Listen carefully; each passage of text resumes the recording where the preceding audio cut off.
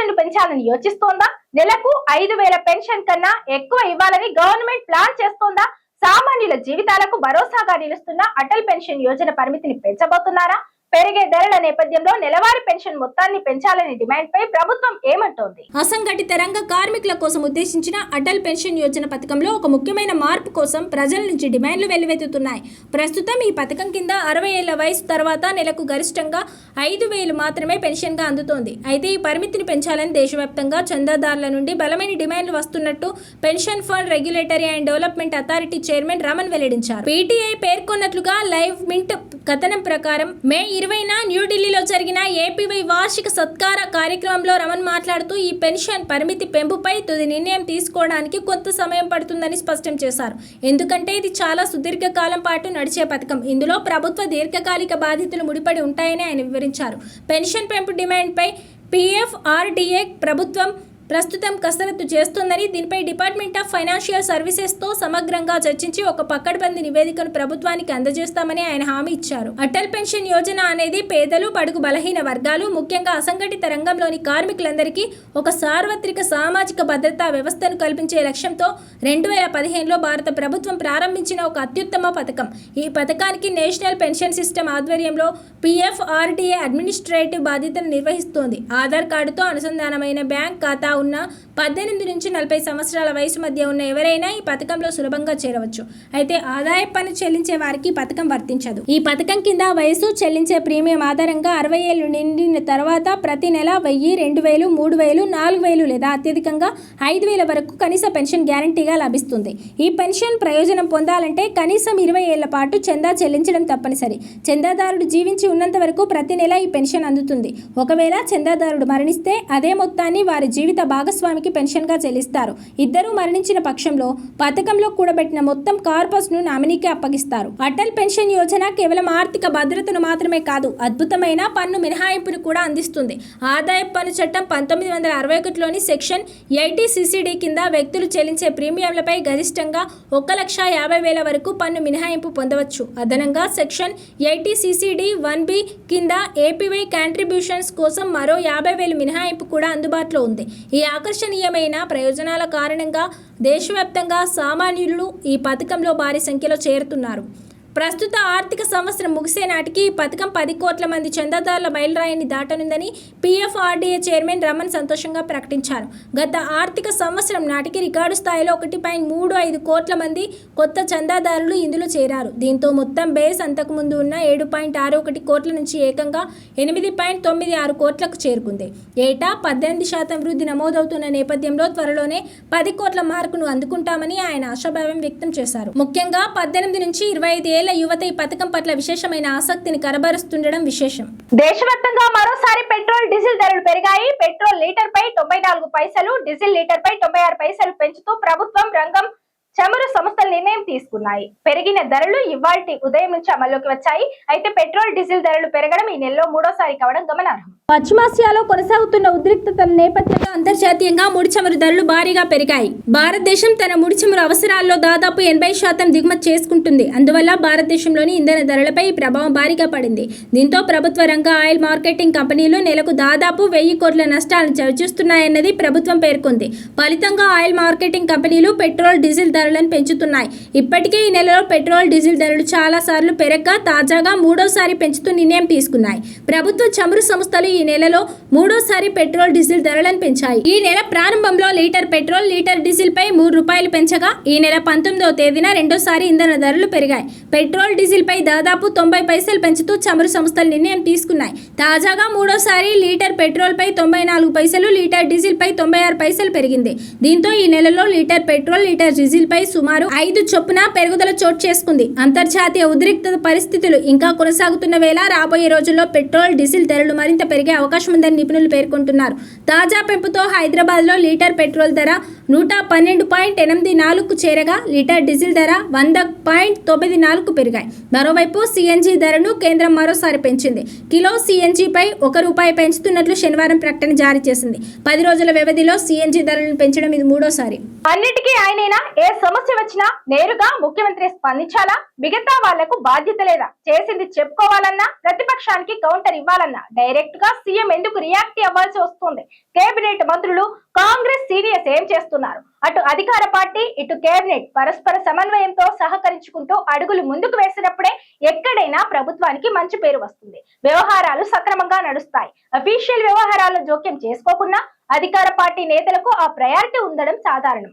ప్రభుత్వం మీద ఆరోపణలు వస్తే పార్టీ విపక్షాలు డైరెక్ట్ సీఎం ను అటాక్ చేస్తే కేబినెట్ సహచరులు వెంటనే రియాక్ట్ అయ్యి కౌంటర్స్ ఇవ్వడం కూడా సర్వసాధారణం. ప్రభుత్వం మీద ఆరోపణలు వస్తే పార్టీ విపక్షాలు డైరెక్ట్ గా సీఎం ను అటాక్ చేస్తే కేబినెట్ సహచరులు వెంటనే రియాక్ట్ అయ్యి కౌంటర్స్ ఇవ్వడం కూడా సర్వసాధారణం. కానీ ప్రస్తుతం తెలంగాణలో అలాంటి వాతావరణం కనిపించడం లేదన్నది పొలిటికల్ అబ్జర్వేషన్. ప్రభుత్వం మీద విమర్శల విషయంలో కాంగ్రెస్ పార్టీ పెద్దలు అంటి ముట్టనట్టు ఉంటున్నారన్న అభిప్రాయం బలపడుతోంది. అధికారంలోకి వచ్చి 2.5 ఏళ్లైనా పార్టీ నేతల్లో ఇంకా జోష్, ఆ వ్యూహం కనిపించడమే లేదని అంటున్నారు. ప్రతిపక్షాల నుంచి విమర్శల దాడి పెరిగిన మరో రీజన్ అయినా నేరుగా సీఎం హోదాలో రేవంత్ రెడ్డి స్పందించాల్సి వస్తోంది తప్ప ఇటు పార్టీ నుంచి కానీ అటు కేబినెట్ మంత్రుల నుంచి కానీ ఆశించిన స్థాయిలో రియాక్షన్ ఉండడం లేదని మాట్లాడుకుంటున్నాయి రాజకీయ వర్గాలు. ధాన్యం కొనుగోలు వ్యవహారాన్నే తీసుకుంటే ఈసారి గతంలో కంటే ఎక్కువ దిగుబడి వచ్చింది. దాంతో గన్ని బ్యాగుల కొరత, రవాణాకు లారీలు చాలకపోవడం లాంటి సమస్యలు తలెత్తాయి. ఈ పరిస్థితుల్లో మంత్రులు యాక్టివ్ రోల్ తీసుకుని ఉన్న సమస్యని చెప్పి రైతుల్ని మెప్పించే ప్రయత్నం చేయాలి. కానీ ఒకరిద్దరు తప్ప మిగతా ఎవరు పెద్దగా స్పందించినట్టు కనిపించడం లేదు. గతంతో పోల్చితే ఇప్పుడు ఎక్కువ కొనుగోలు కేంద్రాలు ఏర్పాటు చేశారు. ధాన్యం కొనుగోలులో వేగం కూడా పెరిగింది. కానీ దిగుబడి ఆశించిన దానికంటే ఎక్కువ రావడంతో సమస్యగా అనిపిస్తోంది. సాధారణంగా సమస్యలు ఏటా ఏదో ఒక రూపంలో వస్తూనే ఉంటాయి. కానీ వాటిని అధిగమించేందుకు యంత్రాంగం చేసే ఏర్పాట్లలో ప్లానింగ్ లోపమే అసలు సమస్య. దాన్ని సరిదిద్దేందుకు కొంతమేర ప్రయత్నాలు జరుగుతున్నాయి కూడా. కనీసం ఆ చేసింది చెప్పుకోవడంలో కూడా అధికార పార్టీగా కాంగ్రెస్ నేతలు, కేబినెట్ మంత్రులు విఫలమవుతున్నారని, కొందరైతే అసలు మాకు సంబంధం లేదన్నట్టుగా ఉంటున్నారన్న చర్చలు నడుస్తున్నాయి. ఇస్తే ప్రెస్ నోట్లు, లేదంటే అరకొర రివ్యూలే అన్నట్టు ఉంది పరిస్థితి. రాష్ట్ర మంత్రివర్గంలో ఉన్న సీనియర్స్ కూడా మాకు సంబంధం లేదన్నట్టు వ్యవహరిస్తున్నారన్న అభిప్రాయం ఉంది. ఇప్పటి వరకు బండి భగీరథ ఎపిసోడ్పై కానీ, ధాన్యం కొనుగోలు విషయంలో కానీ మాట్లాడింది లేదు. ఏ శాఖకు సంబంధించిన మంత్రి ఆ శాఖని చూసుకుంటారని అనుకుంటున్నారా, లేదంటే మొత్తానికి ముఖ్యమంత్రియే బాధ్యత వహిస్తారని భావిస్తున్నారో కానీ అత్యంత కీలకమైన అంశాల్లో కూడా సీనియర్స్ నుంచి రియాక్షన్ ఉండడం లేదు. ప్రతి అంశంలోనూ సీఎం రేవంత్ రెడ్డి స్పందించాల్సి వస్తోందన్న ఓపెన్ టాక్. అయితే పార్టీ సీనియర్స్, మంత్రులు ఇక్కడ చిన్న లాజిక్ మిస్ అవుతున్నారన్న చర్చ జరుగుతోంది రాజకీయ వర్గాల్లో. ప్రభుత్వం మీద ప్రతిపక్షం చేసే మాటల దాడి ప్రభావం అందరి మీద పడుతుందని, లాభ నష్టాలకు అంతా ఉమ్మడిగా బాధ్యత వహించాల్సి ఉంటుందన్న సంగతి మర్చిపోయినట్టు ఉన్నారన్న టాక్ నడిపిస్తోంది. అసలు వీళ్ళకి దిశానిర్దేశం కరువైందా అన్నది ఇంకొందరి ప్రశ్న. పార్టీ నుంచి వచ్చే రియాక్షన్స్ కూడా మొక్కుబడిగా ఉంటున్నాయి తప్ప విపక్షానికి స్ట్రాంగ్ కౌంటర్ ఇవ్వాలన్నా, ప్రభుత్వాన్ని నిలబెట్టాలన్నా కసి మాత్రం ఏ కోశాన కనిపించడం లేదని మాట్లాడుకుంటున్నారు ఎక్కువ మంది. మరోవైపు మంత్రులు అసలు గాంధీ భవన్ వైపు రావడమే మానేస్తారు. ఇప్పటిదాకా పార్టీ ఆఫీస్ మెట్లెక్కని ఎంపీలు కూడా ఉన్నారంటే ఆశ్చర్యం లేదు. అధికారంలో ఉండి ఉమ్మడిగా ముందుకు కదలాల్సిన పార్టీ ఎందుకు డల్గా మారిందన్నది $1 మిలియన్ క్వశ్చన్. అంతా ఆయనే చూసుకుంటారంటూ భారం మొత్తం సీఎం మీదనే వేసిస్తే ఆయన మాత్రం ఎంతవరకని మోస్తారన్న ప్రశ్నలు వినిపిస్తున్నాయి. పార్టీ అధికారంలో ఉంటే ఇప్పుడు అందరూ ఆ పవర్ని అనుభవిస్తున్నట్టే. రేపు ఒకవేళ తేడా కొడితే నేడు నోళ్లకు తాళాలు వేసుకున్న వాళ్ళు కూడా విపక్షంలోకి వెళ్ళిపోతారు తప్ప వాళ్ళకేం ప్రత్యేకంగా పవర్స్ రావు కదా. కలిసి పనిచేసుకుంటే ఉన్న పవర్నే నిలబెట్టుకోగలుగుతాం కదా అన్నది కాంగ్రెస్ లోని ఓ వర్గం లాజిక్. ఎవరికి వారే యమునే తీరే అన్నట్టుగా ఉన్న పరిస్థితిని మారితేనే అందరికీ భవిష్యత్తు ఉంటుంది తప్ప కొందరికే ప్రత్యేకం కాదని అంటున్నారు. కేబినెట్ మంత్రుల్లో ఇప్పుడున్న వైఖరి అందరికీ నష్టం చేసేదే తప్ప మేం తప్పించుకుంటామంటే ముందు ముందు తిప్పలు తప్పవన్నది కాంగ్రెస్ పార్టీ కింది స్థాయిలో ఉన్న అభిప్రాయం. గత కొన్ని రోజులుగా పెరుగుతూ వెళ్లిన బంగారం ధరలు ప్రస్తుతం స్థిరంగా కొనసాగుతుండటంతో కొనుగోలుదారులకు కొంత ఊరట లభిస్తోంది. అంతర్జాతీయ భౌగోళిక రాజకీయ కారణాలతో ప్రపంచవ్యాప్తంగా నెలకొన్న అనిశ్చితి కారణంగా బంగారం ధరలు హెచ్చుతగ్గులకు లోనవుతున్నాయి. గత కొన్ని రోజులుగా పెరుగుతూ వెళ్లిన బంగారం ధరలు ప్రస్తుతం స్థిరంగా కొనసాగుతుండటంతో కొనుగోలుదారులకు కొంత ఊరట లభిస్తోంది. అంతర్జాతీయ భౌగోళిక రాజకీయ కారణాలతో ప్రపంచవ్యాప్తంగా నెలకొన్న అనిశ్చితి కారణంగా బంగారం ధరలు హెచ్చుతగ్గులకు లోనవుతున్నాయి. గుడ్ రిటర్న్స్ వెబ్సైట్ ప్రకారం ఆదివారం ఉదయం 6 గంటల సమయంలో హైదరాబాద్, విజయవాడలో 24 క్యారెట్ల 10 గ్రాముల పసిడి ధర 1,59,060గా ఉంది. 22 క్యారెట్ల 10 గ్రాముల ఆర్నమెంట్ బంగారం ధర 1,45,800గా ఉంది. ఇక దేశ రాజధాని ఢిల్లీలో 24 క్యారెట్ల 10 గ్రాముల పసిడి ధర 1,59,210గా, 22 క్యారెట్ల 10 గ్రాముల ఆర్నమెంట్ బంగారం ధర 1,45,950గా ఉంది. ఇక వెండి విషయానికి వస్తే వెండి ధరలు కూడా స్థిరంగా కొనసాగుతున్నాయి. ప్రస్తుతం హైదరాబాద్, విజయవాడలో కిలో వెండి ధర 2,95,000గా ఉంది. దేశ రాజధాని ఢిల్లీలో ప్రస్తుతం కిలో వెండి ధర 2,85,000గా ఉంది. అలాగే చెన్నైలో కిలో వెండి ధర 2,95,000గా, బెంగళూరులో 2,85,000గా ఉంది. తెలంగాణలో పేదలు, మధ్యతరగతి కుటుంబాలకు పెద్ద ఊరట కలిగించే ప్రకటన చేశారు మంత్రి.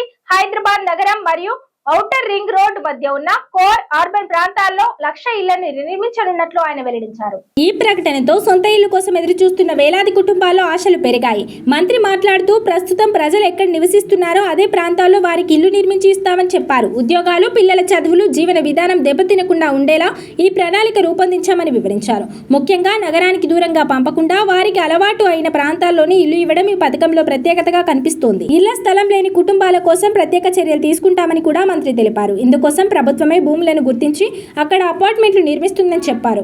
అంతేకాదు అపార్ట్మెంట్ నిర్మాణంలో వచ్చే భూమిలోని అన్డివైడెడ్ షేర్ను కూడా లబ్ధిదారులకే ఉచితంగా ఇస్తామని పేర్కొన్నారు. దీంతో భవిష్యత్తులో ఆస్తి హక్కుల విషయంలో కూడా వారికి పూర్తి భద్రత లభించే అవకాశం ఉంది. ఈ భారీ హౌసింగ్ ప్రాజెక్టును ఒకేసారి కాకుండా విడతల వారీగా పూర్తి చేయనున్నట్లు ప్రభుత్వం వెల్లడించింది. మొదటి దశలో 1,00,000 ఇళ్లు నిర్మించనుండగా తర్వాతి విడతల్లో మరిన్ని ఇళ్లు అందించనున్నారు. రెండో విడతలోనూ సుమారు 2.50 లక్షల ఇళ్లను నిర్మించే లక్ష్యంతో ప్రభుత్వం ముందుకు సాగుతోందని మంత్రి తెలిపారు. ప్రస్తుతం హైదరాబాద్ పరిసర ప్రాంతాల్లో ఇళ్ల ధరలు, అద్దెలు భారీగా పెరుగుతున్న నేపథ్యంలో ఈ ప్రకటన సాధారణ ప్రజలకు ఎంతో ఉపశమనం కలిగించే అవకాశం ఉంది.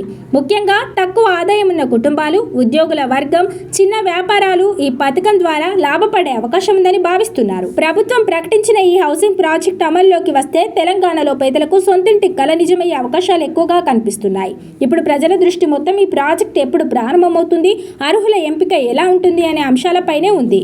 ఈ పేదవాడి ప్రభుత్వం వచ్చిన తర్వాత మొదటి విడత రాష్ట్ర వ్యాప్తంగా 4.5 లక్షల ఇళ్లు ఇచ్చి సుమారు 22,500 కోట్లు ఖర్చు పెట్టే కార్యక్రమం ఒడివడిగా మొదటి విడత చేశాం. రెండో విడత కూడా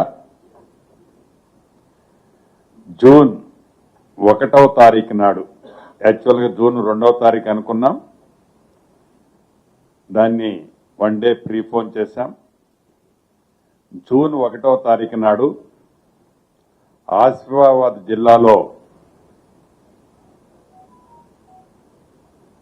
సిరిపుర్ కాగజ్ నగర్ దగ్గర గౌరవ ముఖ్యమంత్రి గారి చేతుల మీదుగా సహచర మంత్రివర్యులు, మిగతా ప్రజాప్రతినిధులందరి సమక్షంలో రెండవ విడత 2.5 లక్షల ఇళ్లు లాంఛనంగా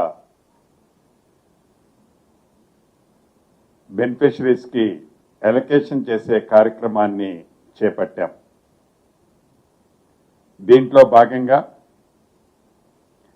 ప్రతి నియోజకవర్గానికి 2,000 ఇళ్లు ఇవ్వాలనేది ఈ రెండో విడత. ప్రతి నియోజకవర్గానికి 2,000 ఇళ్లు ఇవ్వాలన్నది నిర్ణయం తీసుకోవటం జరిగింది. ఈ 2,000 ఇళ్లలో 1,500 ఇళ్లు ప్రతి నియోజకవర్గానికి గతంలో ఇచ్చినట్లనే 5 లక్షల రూపాయలు వారు కట్టిన ఇంటి లెవెల్ను బట్టి రూల్స్ అండ్ రెగ్యులేషన్స్ అన్నీ కూడా పాతయ్యే ఉంటాయి. 15,000 ఇళ్లు ప్రతి నియోజకవర్గానికి ఇస్తూ మిగిలిన 500 ఇళ్లు ఏవైతే ఉన్నాయో ఈ 500 ఇళ్లు గతంలో ఈ వివిధ కారణాల చేత ఈ వివిధ స్కీములలో అన్కంప్లీట్ అయి ఉన్నాయో, అది ఉమ్మడి ఆంధ్రప్రదేశ్లో ఇందిరమ్మ ఇల్లు పేరుతో కట్టిన ఇళ్లు కానీ, గత ప్రభుత్వంలో గృహలక్ష్మి కార్యక్రమం ద్వారా ఇచ్చిన ఇళ్లు కానీ, లేకుండా